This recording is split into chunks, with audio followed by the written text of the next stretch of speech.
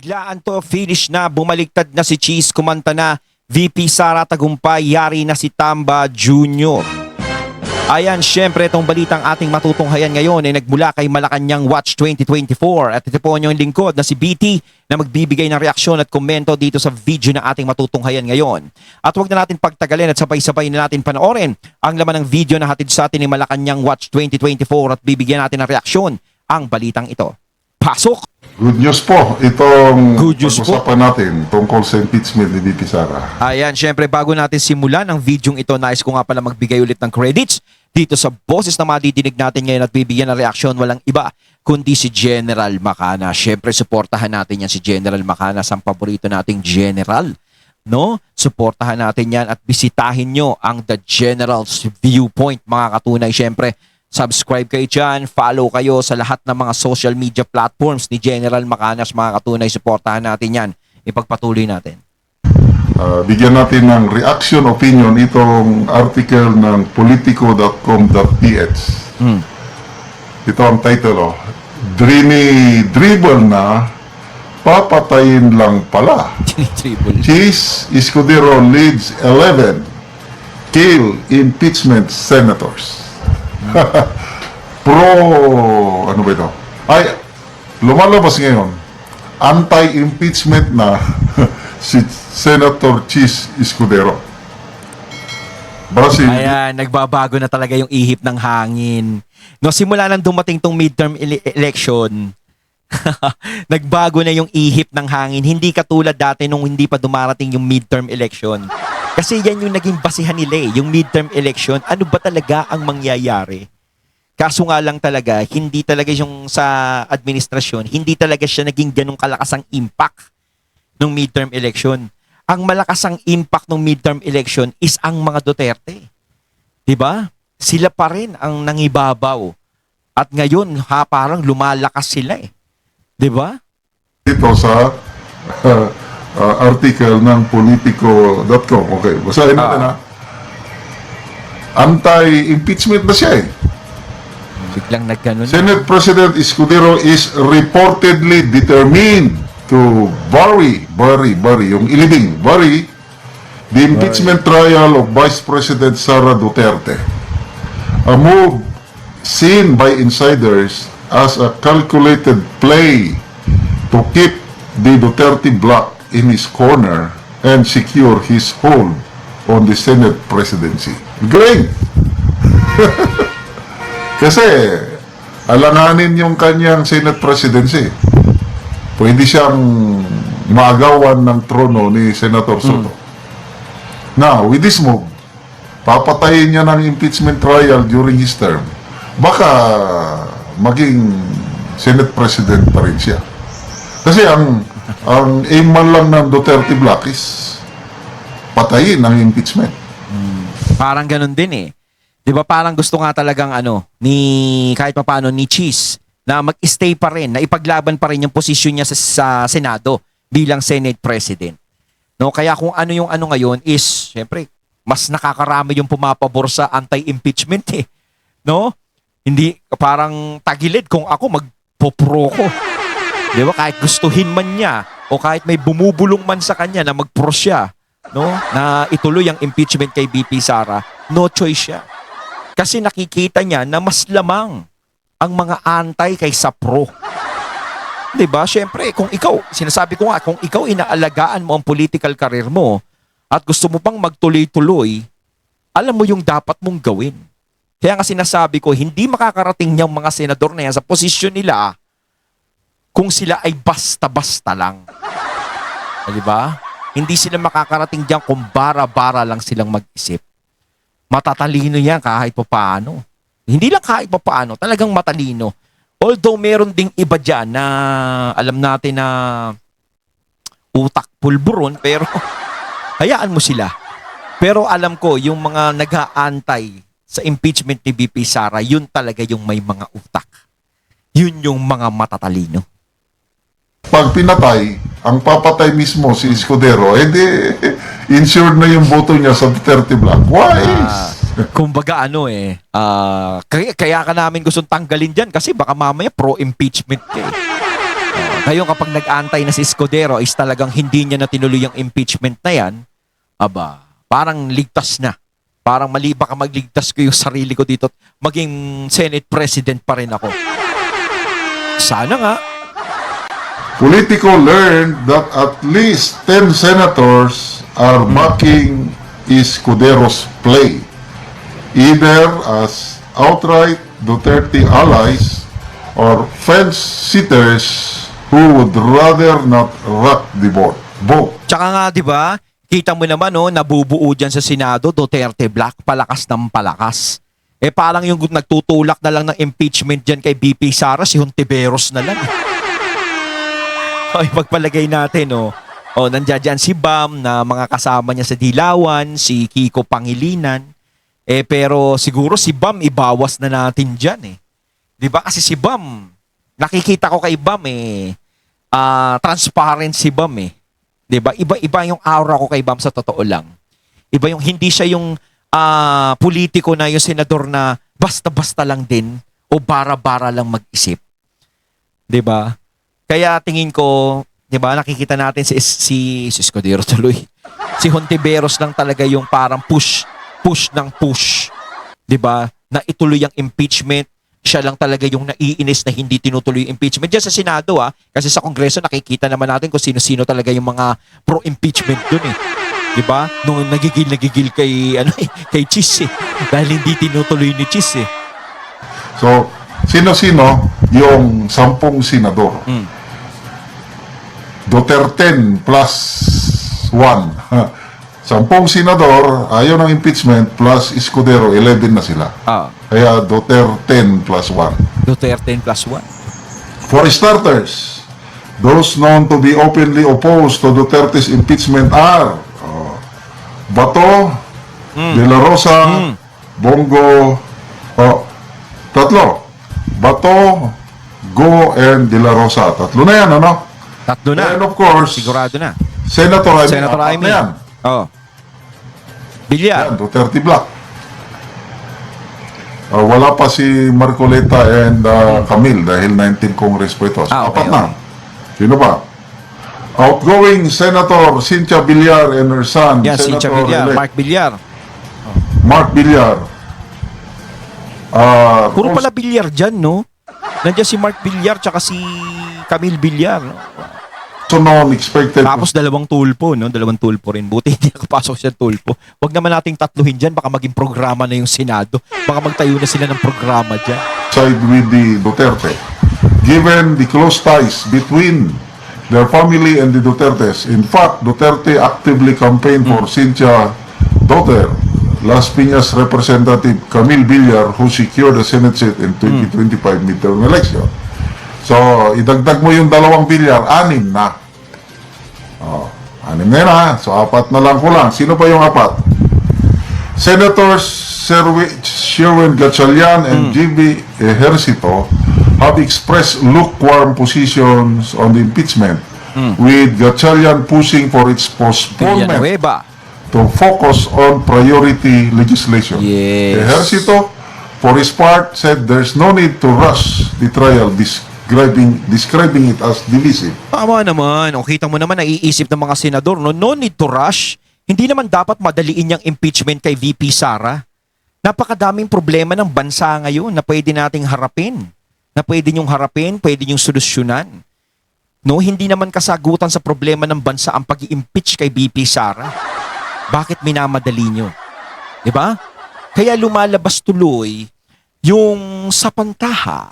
Parang ganun. Sa Soko, Scene of the Crime Operative. Parang lumalabas yung ganun. Nakaisipan. Na kaya lang talaga gusto si BP Sara no, na ma-impeach. Kaya nirarush yan dahil ayaw nilang umabot ng 2028 si VP Sara. No? Di ba? Oh. Ano pa ba ang dahilan bakit nyo nirarush? Kung alam nyo naman na pag-uusapan pa rin yan dyan sa Senado. Nagagalit kayo na pinipending nila, inaatras-atras nila, 'di ba? Ba't kayo nagagalit? Hindi dapat kayo magalit kung alam nyo naman na pag-uusapan din 'yan. Ang sinasabi naman ng Senado is no need to be rushed. Hindi naman dapat madaliin. 'Di ba? Bakit kayo nagmamadali? Hmm. 'Di ba? Kaya lalabas tuloy yung kaisipan na ganun. Oh. Kasi kung alam nyo naman pag-uusapan, di nyo na kailangan madaliin yan eh.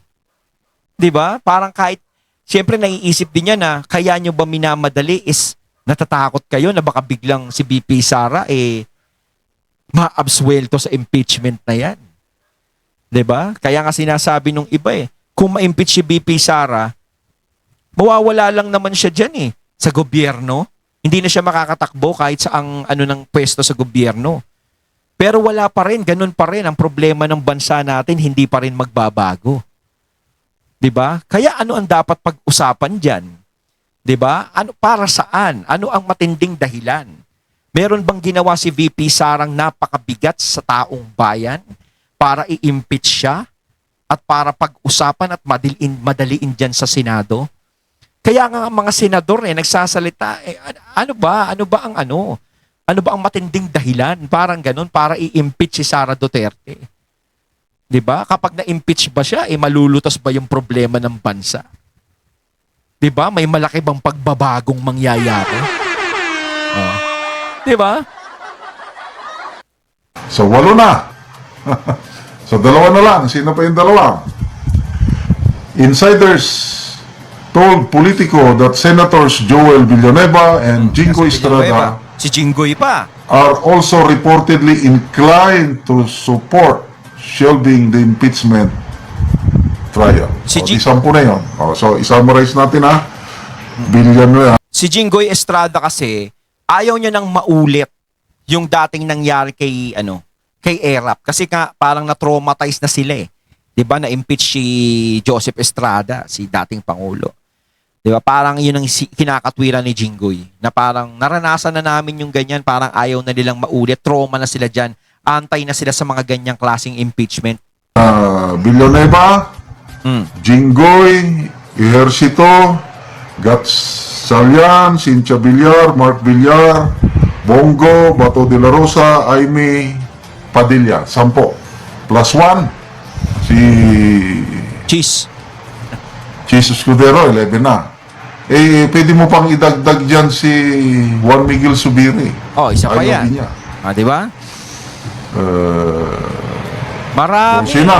Senator Kumbaga Binay. sa impeachment, siyam lang naman ang kailangan ni VP Sara, siyam, 8. Siyam. 'Di ba? Pero lagpas-lagpas.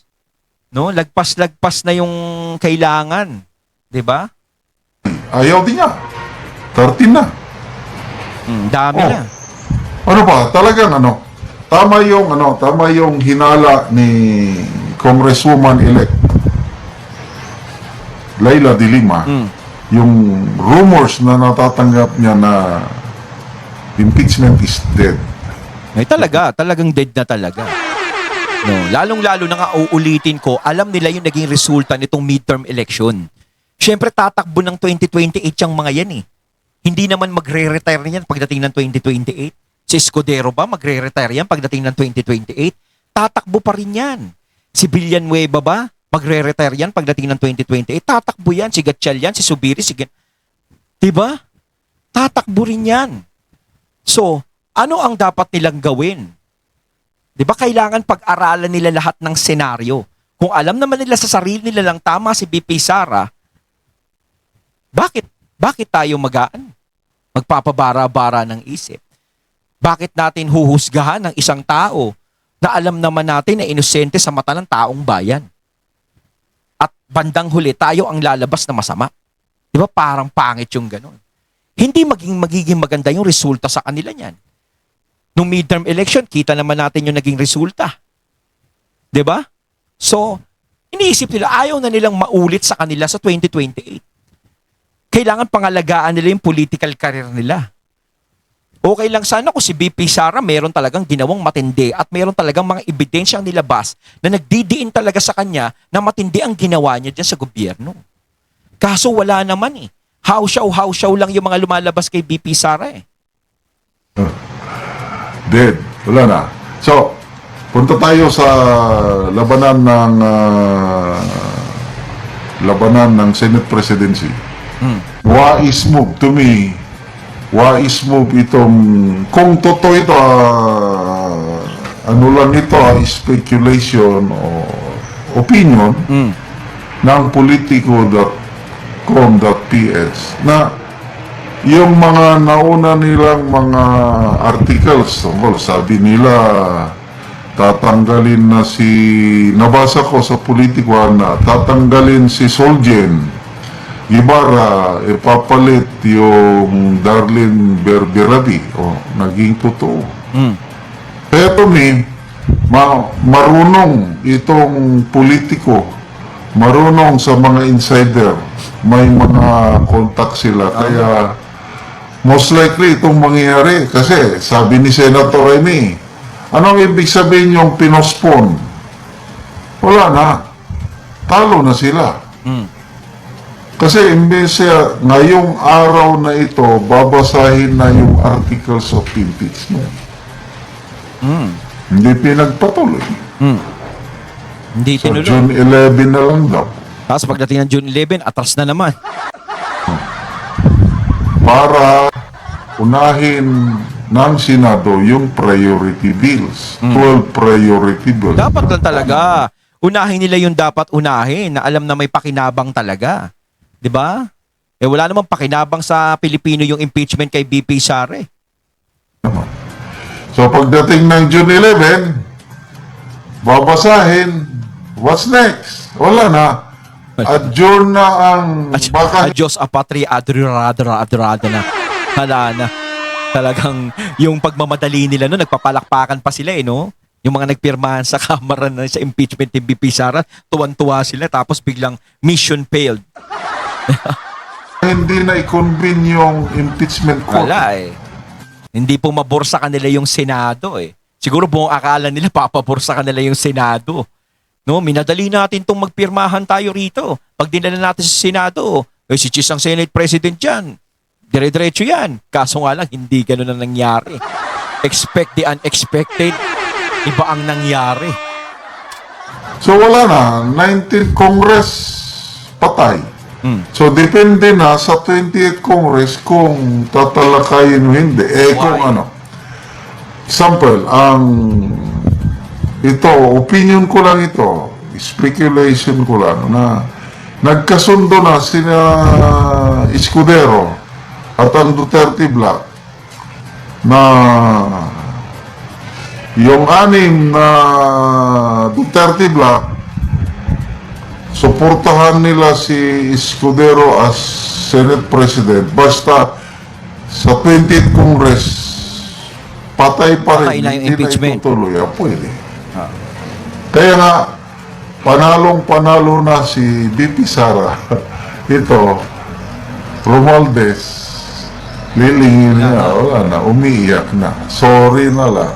Yun, natating natunghayan ng video na nagbula kay Malacanang Watch 2024 at syempre natunghayan natin ang boss na yun na binigyan natin ng reaksyon na nagbula kay General Macanas. Kayo mga katunay, anong masasabi niyo tungkol dito? Comment lang po kayo sa comment box. So once again, I'm BT and I'm out. Peace.